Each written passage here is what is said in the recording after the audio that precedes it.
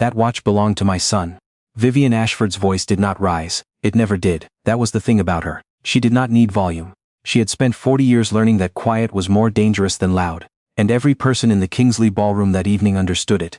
Every head turned. The gala had been running smoothly for 3 hours. 200 guests in evening wear. Crystal flutes catching the light from the chandeliers overhead. The kind of event where the catering staff moved like shadows, and the wealthy pretended not to notice them. It was a fundraiser for the Ashford Children's Foundation. Vivian's foundation, named after her late son, held every year in his memory at the Fairmont in downtown Toronto. And now Vivian Ashford stood 6 feet from the bar, one finger pointed at the wrist of the woman pouring sparkling water into someone's glass.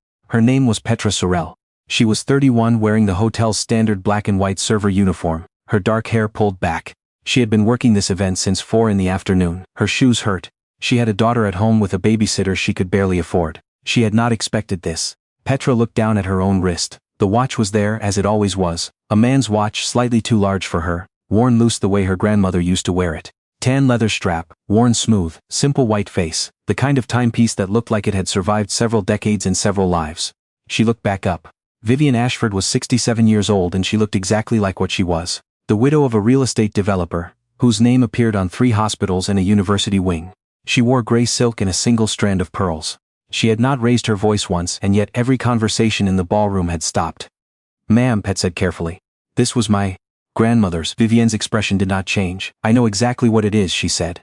"And I know exactly where it came from." To her right stood her son-in-law, Graham Whitcomb. 40th floor, corner office, the man who ran the Ashford Foundation's finances and had been attending this gala every year for 15 years.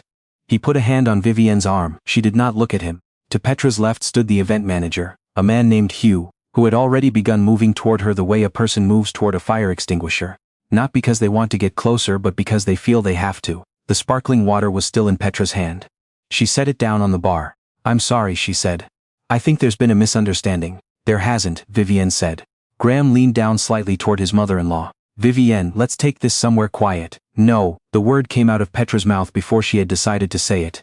Both of them looked at her. She kept going, because stopping now felt more dangerous than continuing.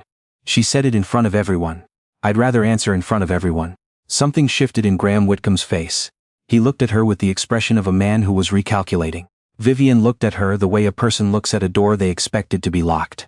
The watch had been on Petra's wrist since the morning her grandmother died. Marguerite Sorel had been 78 years old, and she had lived the last 11 years of her life in a one-bedroom apartment in Verdun, in Montreal, with a cat named Biscuit and a shelf of paperback novels she'd read so many times the spines had gone white. She had worked most of her adult life as a seamstress, then as a tailor's assistant, then as a seamstress again when the tailor retired. She had raised Petra's mother alone, and then helped raise Petra when Petra's mother got sick, and then helped raise Petra's daughter Chloe, when Petra's own marriage fell apart at 27. She had never spoken about her past before Petra's mother was born. When Petra asked, and she had asked as a teenager, as a young woman, as a new mother, Marguerite would smile with her eyes closed and say, "Some doors are better left shut, my love." She said it in English and in French. She said it the same way every time, patient, gentle, final. The watch had lived in a wooden box on her bedside table. Petra had noticed it her whole life. It was the only thing in the apartment that seemed out of place. Too substantial, too clearly expensive once, for the life Marguerite lived. The leather was old but had been conditioned carefully regularly. The glass face was unscratched. The mechanism still kept perfect time. The morning she died, Marguerite had pressed it into Petra's hand.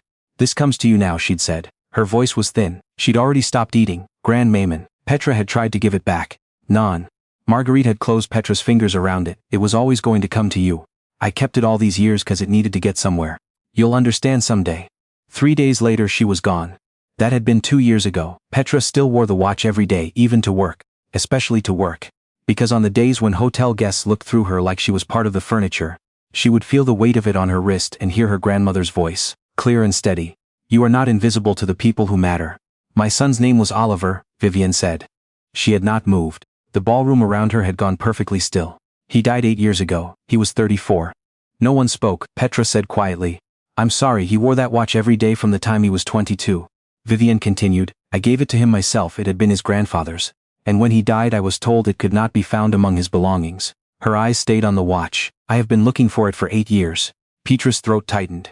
She understood now what she was standing inside. Not a misunderstanding, not a mistake, but a grief so old it had calcified into certainty. Vivian Ashford was not guessing. She was not confused. She had been carrying this absence for 8 years, and she had just walked into a room and seen it on a stranger's wrist. But the watch had been her grandmother's. It had lived in a wooden box on a nightstand in Verdun. It had arrived in Petra's hand from Marguerite Sorel's dying fingers. "Mrs. Ashford," Petra said. She tried to keep her voice level. "My grandmother gave this to me. She had it for as long as I can remember." Vivienne's gaze moved from the watch to Petra's face. "And how long is that?" "My whole life. I'm 31. Something moved across Vivienne's expression, a flicker, barely visible, gone before anyone else in the room could have named it. Graham Whitcomb saw it, Petra saw it. "And your grandmother," Vivienne said, each word careful now, deliberate. "What was her name?" "Marguerite Sorel." The room was very quiet. Vivienne said nothing for 4 seconds. Petra counted them. Then, "I don't know that name." But her voice had changed. Just slightly. The certainty had shifted into something different. Something that looked, if you were standing close enough, like the effort required to maintain certainty that had begun to doubt itself.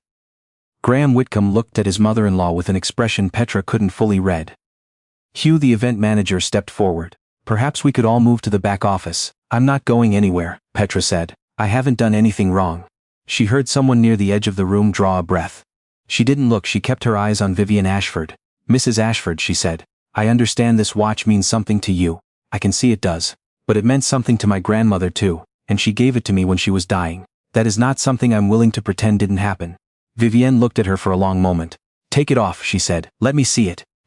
Petra unfastened the strap slowly. The room leaned in. She held the watch out in her open palm.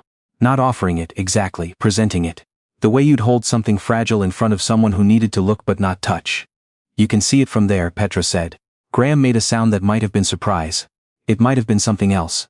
Vivienne Ashford looked down at the watch in Petra's palm. And for the first time that evening, she did not immediately speak. There was a man named Sylvester Beaumont, who had worked for the Ashford family for many years. And Vivienne had thought about him perhaps once in the last decade. He had been the family's estate manager. Not a servant exactly, more of a coordinator, someone who handled the moving parts of a large household and a larger fortune. He had been competent, discreet, and quietly in love with a woman named Marguerite, who came twice a week to let out the seams on Vivienne's husband's suits. Vivienne had not thought about any of this in a very long time. She had worked not to. But standing in the Kingsley ballroom looking down at her father-in-law's watch in a young woman's palm, she was thinking about it now. Oliver had been her son. He had been warm and impulsive and terrible with money, and the only person in her life who had ever made her feel, genuinely, that she was funny. He had died in a car accident on the Trans-Canada Highway on a Tuesday morning in November, and the grief of it had reshaped her the way a flood reshapes a landscape. Everything was still there, but nothing was where it had been. After he died, one of the items missing from his personal effects was the watch. The police had listed it as unrecovered. Vivienne had assumed it had been lost or taken. She had hired someone to look for it, quietly once, and then she had put the searching away because the searching was its own kind of cruelty. She had not expected to find it in a hotel ballroom in Toronto, on the wrist of a server at her own foundation's gala. She looked at the watch. The leather strap was not Oliver's. The original strap had been darker. This one had been replaced.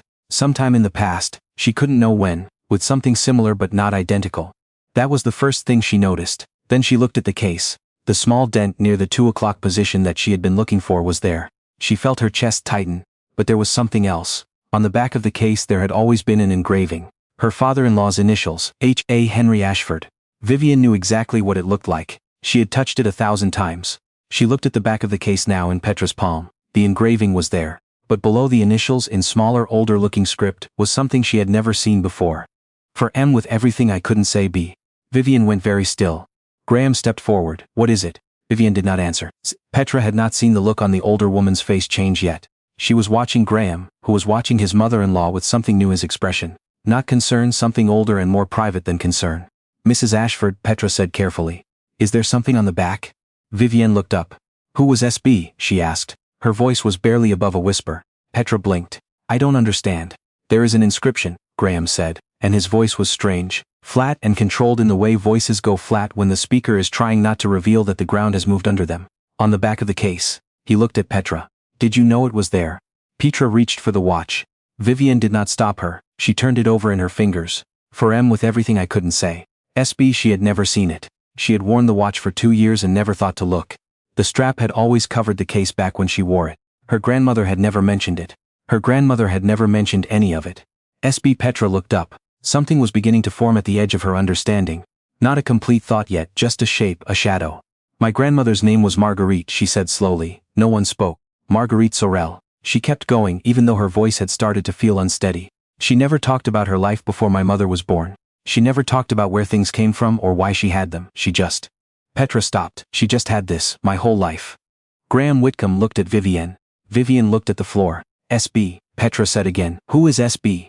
The silence lasted long enough that several people near the edge of the room shifted uncomfortably. Someone near the windows lowered their phone. Then Graham said quietly, Sylvester Beaumont. Vivienne made a sound. Small and involuntary, like something had pressed against a bruise. He worked for your family? Petra asked. Graham nodded slowly. For my wife's family, the Ashfords, for about 12 years. He paused. He died years ago. My wife mentioned him once. She said he'd left without explanation. Petra looked at Vivienne. Did you know him? Vivienne's chin was up, her hands were at her sides. She looked like a woman holding herself upright through effort alone. He managed the household, she said. He was reliable. Did he know my grandmother? Vivienne's jaw moved. Nothing came out. Mrs. Ashford. Petra's voice dropped, but she did not soften it. The watch that you say belonged to your family has my grandmother's initial on it. It says it was given to her by someone with the initials SB. I am standing here holding it, because she gave it to me when she was dying and told me it had always been going to come to me. She paused. I think you know something about why that is. Several tables away, a woman had stopped pretending to look at her phone. Graham was watching his mother-in-law. Vivienne Ashford looked at the watch one more time. And this time her face was different. Not the face she had walked in with, not the face of the woman who owned the room. Something older, something tired, something that had been waiting a long time to be allowed to surface. Come with me, she said, not to the room, to Petra. Petra did not move right away. Why? Because what I have to tell you, Vivienne said, is not something I want to say in front of 200 people who will have it on the internet before we finish the conversation. Petra looked at her for a long moment. Then she looked at Graham, who gave a single small nod. She fastened the watch back onto her wrist. I'll come, she said. But I'm coming back out, and the watch stays with me until we know the truth. Vivienne did not argue. That more than anything told Petra how much had changed in the last 5 minutes. The room Vivienne chose was a small anteroom off the main hall, lined with framed photographs of previous galas, past honorees, past donors, smiling faces over the years in this same ballroom. Graham closed the door. Petra stood near the center of the room. Vivienne stood by the window. Between them, nothing but carpet and old light and whatever it was that Vivienne was preparing herself to say. Sylvester Beaumont came to work for the family in 1987. Vivienne began. My father-in-law Henry hired him. He was thorough. He never overstepped. He was. She paused. He was the kind of person you stop noticing after a while, which is its own kind of blindness. Petra waited. Marguerite came to the house to do alterations. She was very good. Henry's suits, my dresses, guest clothes before events. She came twice a week for almost 3 years. Something tightened in Petra's chest. I noticed that Sylvester. Vivienne started again. I noticed that the house ran more smoothly on Tuesdays and Thursdays. I didn't think about why for longer than I should have. Graham looked at his mother-in-law. You knew? Vivienne did not look at him. I knew there was something between them. I didn't know how serious it was. I told myself it wasn't my business. She paused. Then my father-in-law found out. Petra felt cold. Henry was not a cruel man, Vivienne said, and then stopped. Because even as she said it, she could hear how insufficient it was. He was a man of his time, which is what people say when they mean that someone had a certain set of beliefs about who belonged where and what happened when those lines were crossed. Sylvester was. He was the help. And Marguerite was a seamstress who came twice a week. He didn't approve, Petra said. He ended it, Vivienne said. He called Sylvester into his office and made it clear that the situation could not continue. He didn't fire him. He kept him on. But he told him that the woman. Vivienne's mouth tightened. He told him that the woman would no longer be welcome at the house. And that any further contact would result in his dismissal and a conversation with every household employer in the city. The photographs on the walls smiled and smiled. And Marguerite? Petra asked. She was told her services were no longer needed. She was given a month's pay. Vivienne looked at the carpet. She didn't argue, she just stopped coming. Petra stared at her. And Sylvester? Vivienne was quiet for a moment. He stayed for another 2 years. He was never the same after that, quieter, more mechanical. Then one morning he gave notice and left. He didn't leave an explanation. She looked up at Petra. He left a few weeks after Oliver found the watch. Something shifted in the air. Oliver, Petra said carefully. Your son. He was going through some of his grandfather's old things. Henry had passed by then, and we were sorting through storage. He found the watch in a box that shouldn't have contained it. The watch had been Henry's, but it had been. Vivienne stopped. Someone had added the engraving. Someone had taken the watch from Henry's collection, had it engraved, and left it in that box. Graham said quietly. Vivienne nodded. He engraved it and left it, Petra said, knowing you might eventually find it. Oliver thought it was romantic, Vivienne said, and for a second her voice broke before she caught it. He was like that. He kept the watch. He wore it because he said it deserved to be worn, not kept in a box. He said someone had put love into it and it shouldn't sit in the dark. She pressed her lips together. He was 30 when he found it. He wore it until the day he died. Petra's throat ached. When he died, she said slowly, the watch wasn't recovered. No, so how did my grandmother have it? The question sat in the center of the room. Graham was the one who spoke first. Is it possible, he said carefully, that someone returned it to her? Vivienne looked at him, then at Petra, and something in her face, not all of it but a part, loosened. Oliver knew the story, she said. I'd told him what little I knew once a few years before he died. He knew there had been a woman, he didn't know her name, but he knew the watch had meant something to someone who never got to keep what they loved. Petra felt the shape of it forming now. Not complete, but close. He would have tried to find her, she said. Vivienne nodded, very slowly. That was Oliver, did he? I don't know. Vivienne looked at the photographs on the wall. I never knew he tried, but if he did, she stopped. He died the following November. Whatever he did or didn't do, I was never told. Petra looked down at the watch on her wrist, at the strap her grandmother had replaced, carefully, at some point in the years before Petra was old enough to notice. At the face her grandmother had kept clean and wound and running, all those years, in a city she had moved to alone. With everything I couldn't say, she kept it, Petra said. Mostly to herself. All those years she kept it. She never wore it. She kept it in a box and she wound it and she never said a word about where it came from. Vivienne made a sound. It was small and it was not composed, and it was the most human thing Petra had heard from her all evening. She was protecting something, Graham said quietly. She was carrying something, Petra said. There's a difference. The room was still. Somewhere outside the gala was continuing. The sound of a string quartet, low and far away. The movement of 200 people in evening wear who had no idea what was happening in this small room off the main hall. Petra looked at Vivienne Ashford. You said 8 years, she said. You've been looking for this watch for 8 years. Yes, and when you saw it on my wrist tonight, I saw Oliver, Vivienne said. Her voice came apart on his name, just slightly, and then she put it back together. I saw my son. I saw the last thing he touched that I hadn't been able to find. I didn't see you. I didn't see anything except, she stopped. That was wrong of me. Petra felt something shift inside her chest. Not forgiveness, it was too soon for that and too complicated. But something adjacent to it. The recognition that grief was not an excuse but it was an explanation, and explanations mattered. You accused me in front of 200 people, Petra said. I need you to understand what that means. I needed this job tonight. I have a daughter.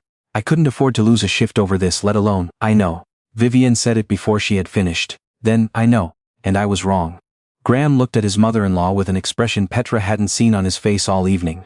Something careful and sad and complicated. Vivienne, he said, you need to go back out there. She looked at him. You said what you said in front of everyone, he said quietly. You need to undo it in front of everyone. Vivienne stood for a moment with her hands at her sides, her chin up, her gray silk dress perfectly arranged. Then something came loose in her posture. Not a collapse exactly, more like a decision. Yes, she said. You're right. The ballroom went quiet when they walked back in. Not because Vivienne commanded it. Or not only that, the room went quiet because people had been waiting. The event staff had positioned themselves carefully. The guests had not left. The string quartet had paused. 200 people in evening wear looked up, and whatever they were expecting, Petra was fairly certain it was not what happened next. Vivienne Ashford walked to the center of the room, not to her table, not to the podium. The center of the floor, where the light fell evenly and there was nowhere to hide. I need to speak to this room, she said. She did not raise her voice. She never raised her voice. An hour ago I made an accusation toward a member of this hotel's staff. I made it loudly and without the care it deserved, and I made it in front of each of you. A pause. I was wrong. Someone near the back made a small sound. Her name is Petra Sorel, Vivienne said. She is 31 years old. She came to work this evening to do her job well, and instead she spent the last hour defending herself in front of strangers. Because I chose to make a private grief into a public scene. She turned slightly to look at Petra, who was standing near the edge of the floor. I am sorry for that. Genuinely. Petra did not look away. Vivienne continued. The watch she was wearing did pass through my family, but it was not stolen. It was given. By a man who worked for this family to a woman he loved, whom this family saw fit to push out of his life because she was not considered appropriate. She said the word the way people say things they are ashamed of, plainly, without ornament. I did not push them apart myself, but I knew what was happening and I said nothing, and that was its own kind of wrong. The room had gone the particular kind of still that happens when 200 people are holding their breath. That woman was Marguerite Sorel, Vivienne said. Petra's grandmother. She raised her daughter alone, and then she helped raise her granddaughter, and when she died she left that watch to Petra because it belonged to her, and it had always been going to come to her. She looked down for just a moment, then up again. The watch stays with Petra Sorel. It is exactly where it should be. From somewhere near the left side of the room someone began to clap, slowly. Then, joined by another person, then another, then more, spreading through the ballroom, in that quiet, uncertain way of people who have witnessed something they don't quite have words for but no mattered. Petra stood where she was. She was not going to cry in front of 200 people. She had decided that already in the anteroom, and she was holding to it. But her hand had moved to her wrist without her noticing, her fingers resting over the watch face, feeling it tick. Her grandmother had kept this for decades, had wound it every week, had carried the weight of a love she'd been told was not permitted, in a city she'd built a life in alone, and had never once spoken of it to anyone, and yet she had kept it. She had kept it wound and clean and running, as if she were keeping time for someone who was no longer there to keep it themselves. She had kept it all the way to the end, and then she had placed it in Petra's hand and said, "It was always going to come to you." Not because it was valuable, not because it was gold or because it would help Petra pay rent, or because it would do anything practical at all, because it was proof. Proof that Marguerite Sorel had been loved, fully and seriously, by someone who couldn't say it any other way than to have her initials cut into a piece of metal. Proof that she had existed in a life that tried to pretend she hadn't. Proof that she had mattered, even to a family that had spent decades trying not to think about her. Graham Whitcomb stopped beside Petra as the applause faded. "She means it," he said quietly, "for whatever that's worth." "I know," Petra said. And she did. Meaning it and earning it were different things, and that distance would take time to cross. But she knew Vivian Ashford had not performed that apology. She had paid something real to make it. "My firm handles the foundation's legal work," Graham said carefully. "If you wanted, and only if you wanted, we could look into Sylvester Beaumont's history, what happened to him. Whether Oliver ever made contact with your grandmother. There may be more of the story that none of us have yet." Petra was quiet for a moment. "Not to take anything from you," Graham added quickly. "Just to know," Petra said. "Yes." She looked down at the watch, at the worn leather strap her grandmother had put on at some point, replacing what had been there before, because it had needed replacing and she had cared for it. At the white face that had kept perfect time through every year of Petra's childhood, sitting on a nightstand in Verdun, never spoken of, never explained. "I'd like to know," she said. She looked up. Vivian Ashford was standing across the room, not watching her, giving her space with a deliberateness that looked like the beginning of something. Not forgiveness yet. That word still felt too large and too soon. But the beginning of something, an acknowledgement that the story between their families was older than tonight, and that tonight had not ended it. It had only uncovered it. The string quartet had started again. Guests were returning to their conversations. Carefully, the way people return to a room where something has shifted, and they aren't sure yet where to put their feet. Petra straightened her jacket. She had tables to get back to. She had a daughter at home who would want to hear about her shift, and she would have to decide on the subway ride home, how much of this to say out loud and how much to hold quietly, the way her grandmother had held so many things. But first she took one breath, and felt the watch tick against her wrist, and thought of Marguerite Sorel in a house that wasn't hers, doing work that made her invisible, falling in love with someone she was not allowed to keep, and carrying the proof of it anyway, carefully for 50 years, all the way to the end. Some things survive longer than the people who tried to bury them. That was what the watch had always been about. Not grief, not loss, not even love exactly. Proof that you were here, that you were real, that no one with enough money or enough pride gets to decide finally whether you mattered. Marguerite had known that. She had just been waiting for someone to say it out loud.